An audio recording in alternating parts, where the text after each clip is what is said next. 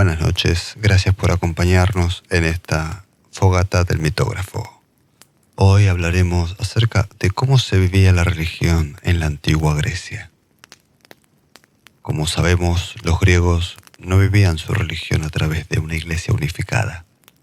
Tampoco tenían un libro sagrado que les dijera exactamente qué hacer. Su relación con los dioses pasaba por actos concretos: una libación, una oración, una procesión, un sacrificio o ciertos servicios fúnebres. Un griego podía honrar a un dios derramando vino sobre la tierra, y podía hacerlo antes de beber, antes de viajar, cuando recibía un huésped o frente a una tumba. Una ciudad podía honrar a su diosa protectora con una procesión, un sacrificio público o un banquete común. Una familia podía cuidar el fuego de Hestia, recordar a sus muertos, hacer una ofrenda doméstica o pedir protección antes de una decisión importante. La religión griega antigua se sostenía sobre todo en las prácticas. Había mitos, himnos, poemas y relatos sobre los dioses. Hesíodo contaba el nacimiento del cosmos. Homero mostraba a los dioses interviniendo en la guerra, en el viaje, en la cólera y en el regreso. Las ciudades tenían tradiciones propias. Los santuarios conservaban memorias locales, pero la vida religiosa cotidiana tomaba forma en actos concretos. Orar, sacrificar, derramar una libación, marchar en procesión, purificarse, consultar un oráculo, participar en una fiesta, cuidar a los muertos. Los mitos explicaban quiénes eran los dioses y los ritos indicaban cómo tratar con ellos. Para entender esa religión conviene mirar sus espacios y sus actos: la casa, la ciudad, el santuario. Ahí aparece una forma de religiosidad muy distinta de la que suele imaginarse desde los modelos modernos. La religión griega no tenía una iglesia central, una doctrina única ni un libro sagrado común para todos. La religión griega tenía calendarios, costumbres, sacerdotes, fiestas, normas locales. Era una religión vivida en comunidad, pero también en la casa. Era pública y doméstica, cívica y familiar, visible en grandes festivales y presente en pequeños gestos diarios. Comenzaremos este recorrido hablando un poco sobre la casa y la ciudad, las diferencias. Los griegos usaban la palabra oikos para referirse a la casa en sentido amplio, como vivienda, la familia, los bienes, los esclavos, los antepasados, la continuidad de un linaje. También era una unidad religiosa. En el hogar se honraba especialmente a Hestia, diosa del fuego doméstico. Ese fuego tenía un valor práctico y simbólico. Ahí se cocinaba, ahí se reunía la familia, ahí se mantenía la continuidad de la casa. También existían formas domésticas de Zeus. Zeus Erkeios protegía el recinto familiar. Zeus Ketesios protegía los bienes y la prosperidad. El mismo Zeus aparece como dios del cielo, del rayo y de la soberanía. Podía actuar también como protector del espacio familiar. Una libación antes de una comida, una oración antes de partir, una ofrenda al recibir a un huésped o un gesto ritual frente a los antepasados formaban parte de esa religiosidad doméstica. La ciudad ampliaba esa lógica a una escala pública.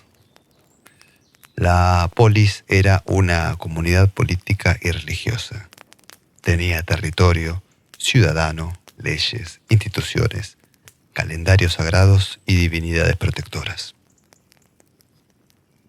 Cada ciudad honraba de manera especial a ciertos dioses.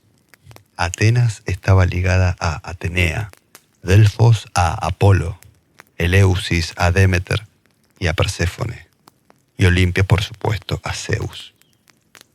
Esa relación entre ciudad y divinidad organizaba fiestas, sacrificios, procesiones, competencias y ciertas formas de pertenencia. En Atenas, las Panateneas muestran esa unión con claridad.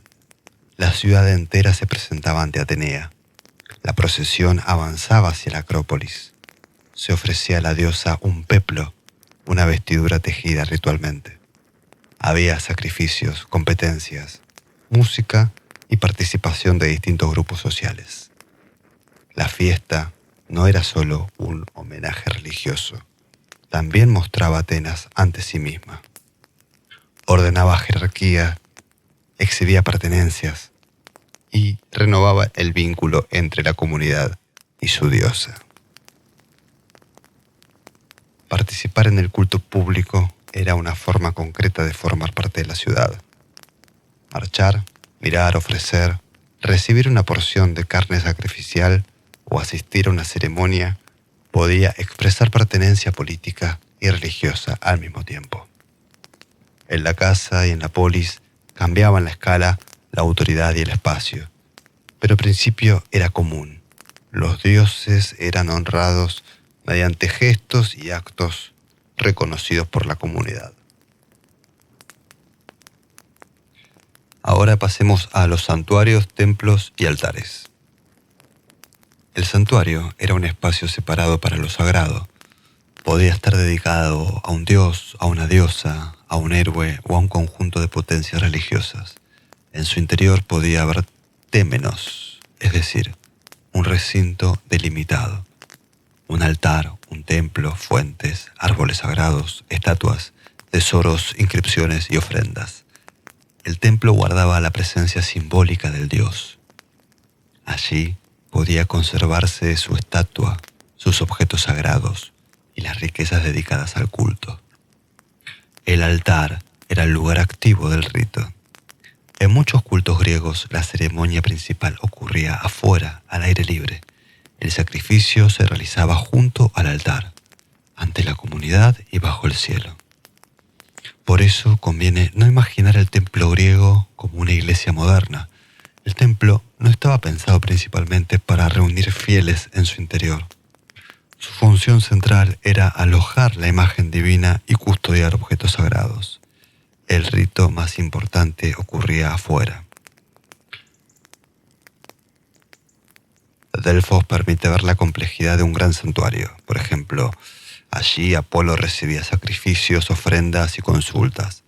Las ciudades dejaban tesoros y los particulares llegaban para pedir orientación.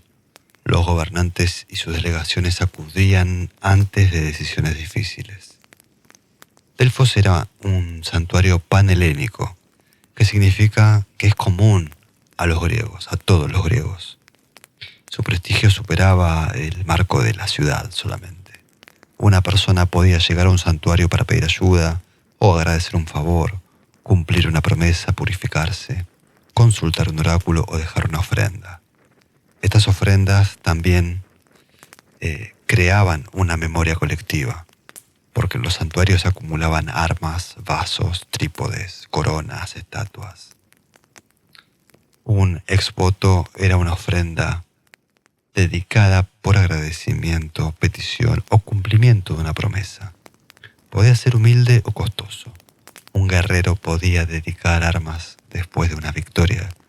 Una ciudad podía ofrecer una estatua. Una persona curada podía dejar una pequeña figura votiva.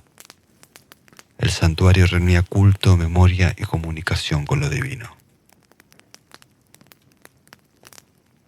Bien, ahora continuemos hablando sobre los sacerdotes y sacerdotisas. El sacerdote Hiereus y la sacerdotisa Hiereia estaban vinculados a cultos concretos. Supervisaban sacrificios, cuidaban normas rituales, administraban ciertos bienes del santuario y dirigían ceremonias. Sus funciones variaban según la ciudad, el dios y la tradición local. Algunos cargos eran hereditarios. Otros podían ser temporales, electivos o estar ligados a familias determinadas. Las mujeres podían ocupar puestos religiosos de gran prestigio. Esto se ve especialmente en cultos de diosas como Atenea, Demeter, Hera o Artemis. La vida pública griega imponía límites fuertes a las mujeres, pero la religión abría ciertos espacios de autoridad ritual. En Atenas, la sacerdotisa de Atenea Polias tenía una posición destacada. En Eleusis, los cultos de Demeter y Perséfone incluían funciones sacerdotales de enorme importancia. Muchas tareas religiosas también quedaban en manos de magistrados, familias tradicionales o funcionarios de la ciudad. La religión griega se organizaba mediante cargos, calendarios, normas de pureza, tradiciones locales y prácticas transmitidas. No dependían de una institución única, dependía de una red de funciones y de costumbres. Continuaremos con las procesiones, oraciones y libaciones. La procesión, del griego pompe, era una marcha ritual hacia un santuario, un templo o un altar. La comunidad se desplazaba en un orden determinado. Ese orden tenía valor religioso y social. La ciudad caminaba hacia el Dios y al mismo tiempo mostraba su propia estructura. En una procesión podía participar sacerdotes, sacerdotisas, magistrados, jóvenes, mujeres, músicos, etc. También podían llevarse armas, coronas, canastos, vestidos rituales, imágenes de divinidades o instrumentos musicales. La procesión preparaba el encuentro con lo divino.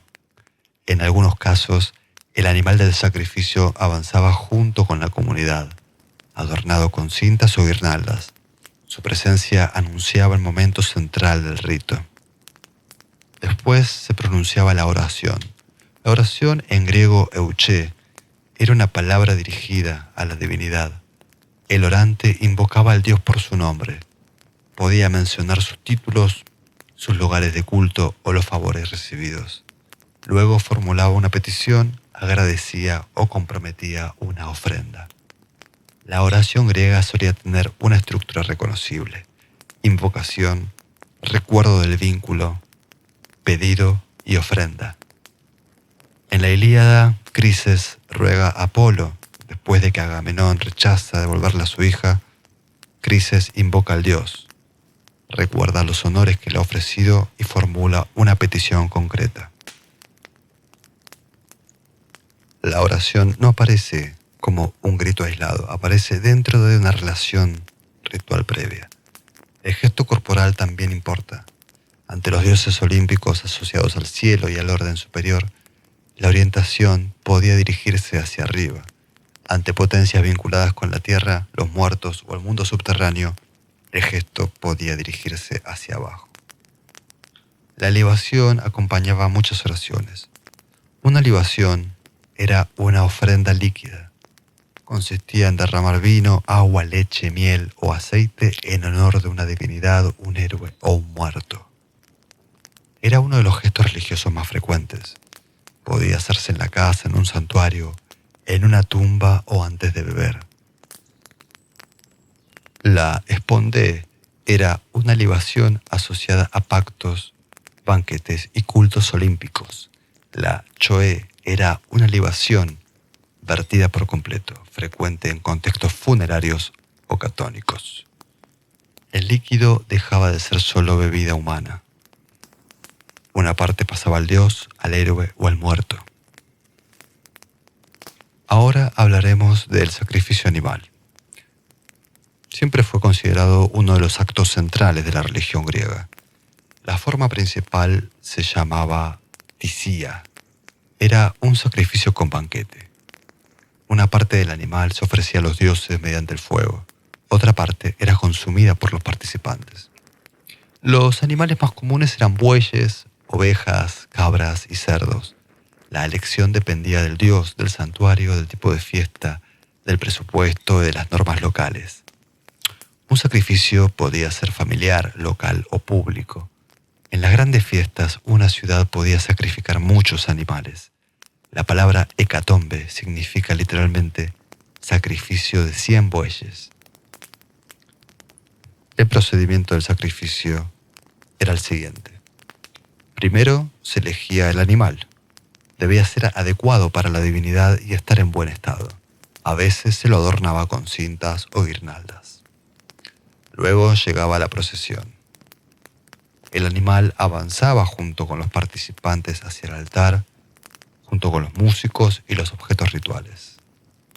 Antes de la matanza se realizaba una purificación. Los participantes podían lavarse las manos con agua ritual. También se distribuían granos de cebada que se arrojaban sobre el altar y sobre la víctima. El sacerdote o responsable pronunciaba una oración, invocaba al dios y declaraba el sentido del sacrificio.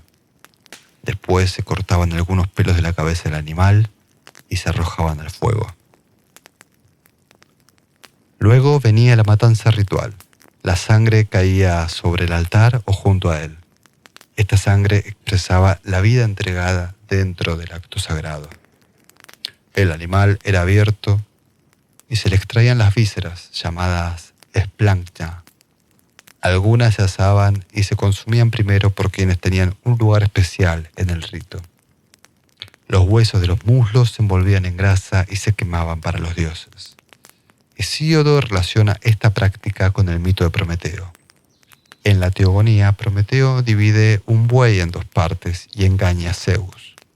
Una porción contiene los huesos cubiertos de grasa y la otra contiene la carne escondida.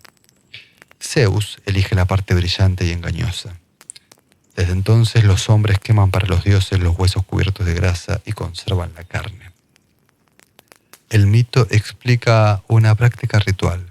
Los dioses reciben el humo y la parte quemada. Los seres humanos reciben la carne. Luego se cocina el resto del animal y las porciones se distribuyen según reglas establecidas. En un sacrificio público, esa distribución tiene un valor religioso, social y político. La víctima pasaba por el altar. Una parte llegaba a los dioses mediante el fuego y otra regresaba a la comunidad como alimento. Luego continuaba el banquete ritual, que venía después del sacrificio. Después de quemar la parte destinada a los dioses, la carne se cocinaba y se repartía entre los participantes. La comida sacrificial alimentaba a la comunidad, reforzaba la pertenencia al grupo y mantenía la relación con los dioses después de la ofrenda. La carne podía repartirse entre sacerdotes, magistrados, ciudadanos, participantes o grupos específicos. Algunas personas recibían cortes especiales. Ciertas funciones rituales daban derecho a porciones determinadas. En una sociedad donde la carne no siempre era un alimento cotidiano, el sacrificio público también tenía una dimensión alimentaria. Pero esa comida seguía siendo ritual. La comunidad consumía un animal sagrado, sacrificado y distribuido según normas sagradas. Recibir una porción de carne durante una gran fiesta podía expresar participación en la vida religiosa de la ciudad. La ticia unía altar y mesa. El animal era ofrecido a los dioses y compartido por los hombres. La religión griega era corporal y comunitaria. Se veía en la procesión, se escuchaba en las oraciones, los cantos y la música. Se olía en el humo, se tocaba en los objetos rituales y se comía en la carne compartida. Pasemos ahora a los oráculos y la adivinación. La religión griega, como sabemos, también incluía prácticas de adivinación. La mántica era el arte de interpretar señales divinas. Podía hacerse mediante sueños, vuelo de aves, entrañas de animales, sortes, fenómenos naturales o consultas oraculares. El oráculo más famoso fue el de Apolo en Delfos. Allí la Pitia, la sacerdotisa de Apolo, transmitía respuestas a quienes consultaban. Ciudades, reyes y particulares acudían a Delfos para preguntar sobre guerras, fundaciones, purificaciones, leyes, viajes o decisiones difíciles.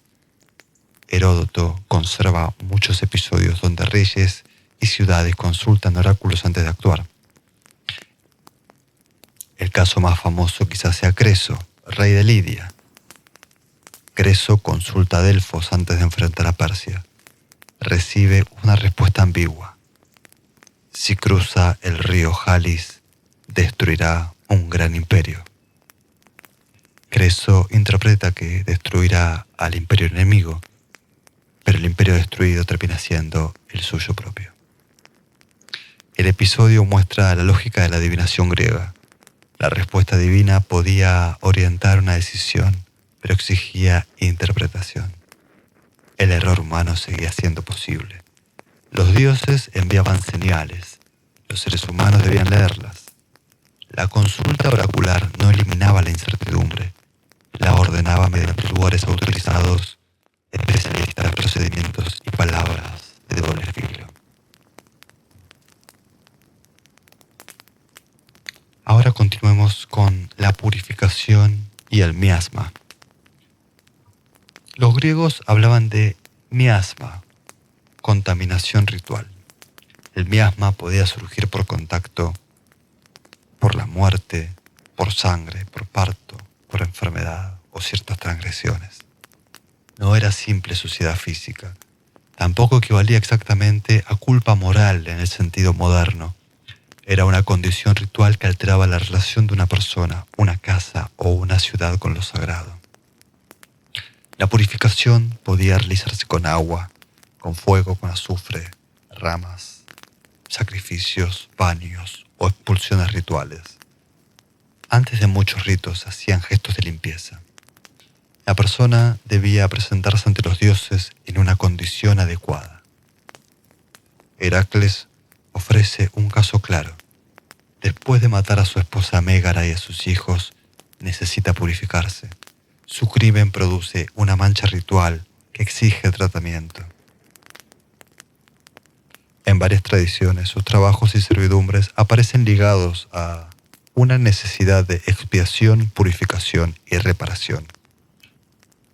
Orestes ofrece otro ejemplo. Después de matar a su madre, Clitemnestra, queda perseguido por las Erinias. El crimen de sangre afecta su relación con los dioses, con la familia y con la ciudad. Su historia muestra la relación entre asesinato, contaminación, venganza y reintegración. La purificación también podía ser colectiva. Una ciudad afectada por una muerte violenta, una peste, un crimen o una crisis podía buscar una purificación pública. Ciertas acciones dejaban una huella ritual. La purificación trataba esa huella mediante procedimientos. Continuemos con los ritos funerarios y culto heroico. La muerte tenía una secuencia ritual propia. La familia preparaba el cuerpo, lo exponía, realizaba lamentos y organizaba la procesión funeraria para depositar al muerto en la tumba. Después seguían ofrendas, libaciones y visitas en fechas determinadas. Los muertos requerían memoria y atención ritual. Las tumbas podían recibir alimentos, líquidos, coronas, vasos, perfumes, pequeños objetos. La familia mantenía el vínculo con sus muertos mediante estos actos. La Odisea ofrece una escena importante para entender esta relación. Recordemos cuando Odiseo realiza libaciones y sacrificios para comunicarse con los muertos en el Hades. El contacto con los difuntos exige un procedimiento preciso. La relación con ellos no queda librada al azar. Los héroes recibían un culto especial. Un héroe, en sentido religioso griego, podía ser un muerto poderoso. Su culto podía estar ligado a una tumba, una ciudad, una familia, una genealogía o una tradición local. Los héroes recibían sacrificios, libaciones y fiestas. Ocupaban una posición intermedia entre dioses y humanos. Su poder estaba asociado a la tierra, la memoria y el territorio. Una ciudad podía vincular su identidad con un héroe fundador, un guerrero antiguo o una figura local. Honrarlo reforzaba la continuidad entre territorio, memoria y comunidad. Los ritos funerarios ordenaban la relación entre vivos y muertos. La familia cuidaba el paso del difunto hacia su nueva condición y conservaba su memoria dentro de la comunidad. A continuación seguiremos con los misterios. Los cultos públicos y los misterios pertenecían al mismo mundo religioso, aunque cumplían funciones distintas. El culto público reunía a la comunidad frente a sus dioses y buscaba mantener el favor divino sobre la ciudad, la casa o el grupo. Los misterios eran cultos iniciáticos. Participaban quienes atravesaban una iniciación o eran admitidos dentro del culto.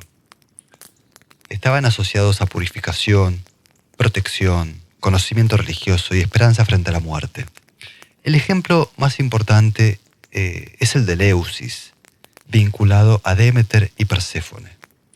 El mito de Perséfone, raptada por Hades y devuelta parcialmente a su madre, estaba asociado al ciclo agrícola, al descenso, al retorno y a la esperanza frente a la muerte. Los iniciados participaban en ritos reservados y no podían revelar completamente su contenido. Esa reserva formaba parte de la identidad del culto. Los misterios ofrecían una experiencia religiosa más cerrada, vinculada a la iniciación y al destino individual. La religión griega incluía prácticas abiertas y prácticas reservadas. Algunas ceremonias pertenecían a toda la comunidad, otras exigían admisión, preparación y silencio.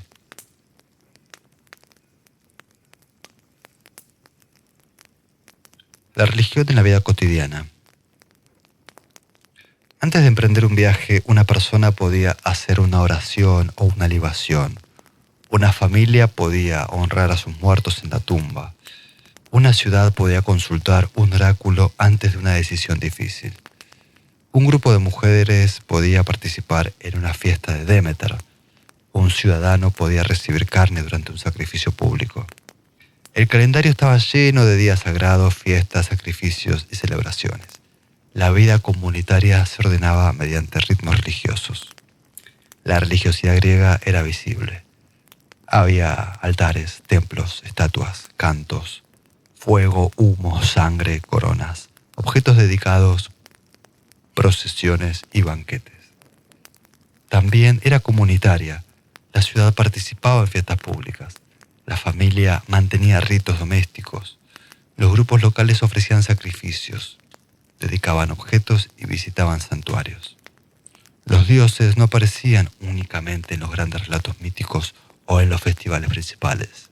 También intervenían en la vida diaria, en las decisiones familiares, en los viajes, en la enfermedad, en la muerte y en las prácticas repetidas.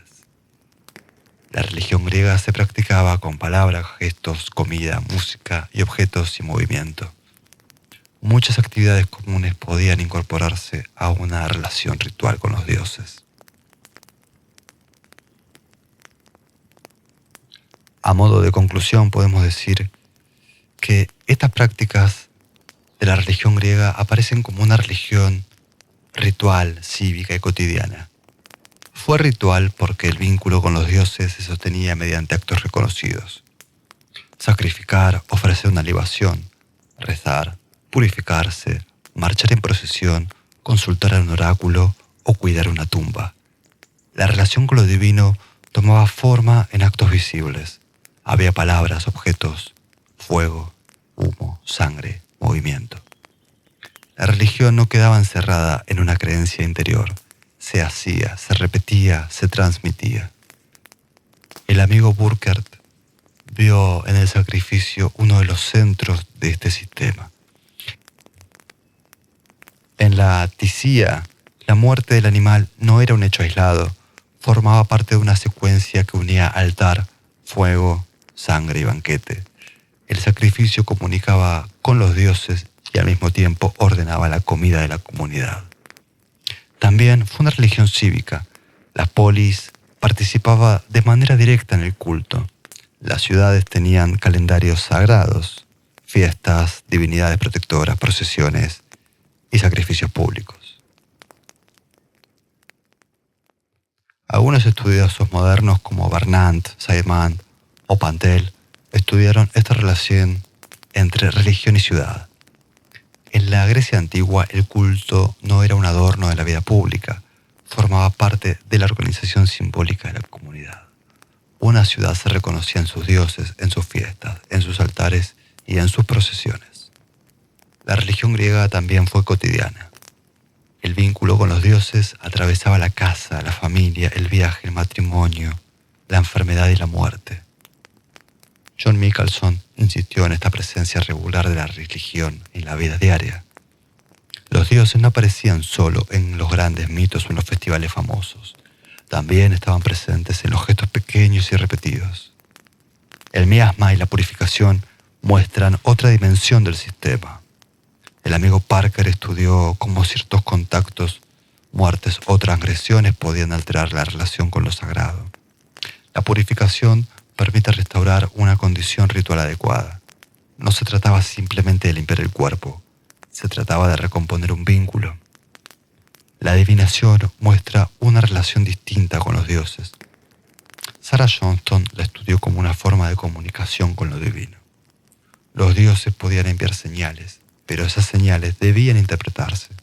Una respuesta oracular podía orientar una decisión y dejar al mismo tiempo un margen de incertidumbre. A todo esto se sumaba una gran variedad local. Bremer subrayó que cada ciudad, santuario, divinidad y ocasión podía tener normas particulares. La religión griega no fue un sistema uniforme, sino fue una red de prácticas compartidas, adaptadas a lugares, calendarios y tradiciones distintas. La casa, la ciudad, el santuario formaban parte de un mismo mundo religioso. Los dioses eran honrados mediante actos públicos y domésticos. Esos actos sostenían vínculos con las divinidades, los héroes, los muertos, los antepasados y la historia de la comunidad. La religión griega ordenaba relaciones entre vivos y muertos, entre familias y antepasados, entre ciudades y divinidades protectoras, entre alimento y sacrificio, entre comunidad y memoria. Por eso, al estudiar la religión griega, conviene mirar el fuego, el altar, la procesión, la tumba y la comida. Ahí estaba su forma más concreta de relacionarse con los dioses.